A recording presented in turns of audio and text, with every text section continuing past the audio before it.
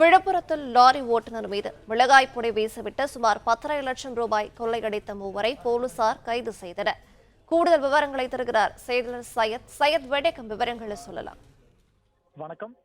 நேற்றைய தினம் விக்கிரவண்டி அருகே முட்டை வண்டி வியாபாரியை மிளகாய் பொடி தூவி 10 லட்சம் பணத்தை ஒரு கும்பலானது கொள்ளையடித்துவிட்டு அங்கிருந்து சொகுசு காரில் தப்பிச் சென்றது. இந்த நிலையில் இந்த வழக்கை விக்கிரவாண்டி காவல் ஆய்வாளர் சத்தியசீலன் தலைமையில் 3 தலைமுறைகள் அமைக்கப்பட்டு கண்காணிப்பு கேமரா காட்சிகள் உளவுத்துறையின் உதவியுடன் விசாரணை முன்னெடுக்கப்பட்டது.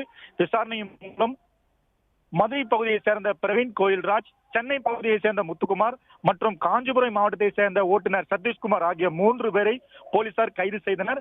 இவர்கள் மீது லாரி ஓட்டுநர் சப்தகிரி என்பவரை தாக்கி மிளகாய் பொடி தூவி 10 லட்சம் ரொக்க பணத்தை கொள்ளையடித்து குற்றச்சாட்டு உள்ளது. இந்த பணத்தில் 9.60 லட்சம் பணத்தை போலீசார் தற்போது பறிமுதல் செய்தனர். இவர்கள் 3 பேரையும் தற்போது கைது செய்து நீதிமன்றத்தில் ஆஜர்படுத்தி சிறையில் அடைத்தனர்.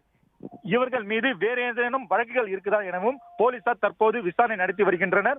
மிளகாய் பொடி தூவி கொள்ளையடித்த சம்பவம் அந்த பகுதி மக்களை அச்சத்தை ஏற்படுத்தியது. உடனடியாக பணத்தை மீட்ட போலீசாருக்கு பொதுமக்களும் சமூக ஆர்வலரும் தற்போது பாராட்டு தெரிவித்து வருகின்றனர். பிளே ஸ்டோர் மற்றும் ஆப் ஸ்டோரில் இருந்து பாலிமர் செயலியை QR கோடு மூலம் பதிவிறக்கம் செய்யுங்கள். செய்திகளை உடனுக்குடன் பெறுங்கள்.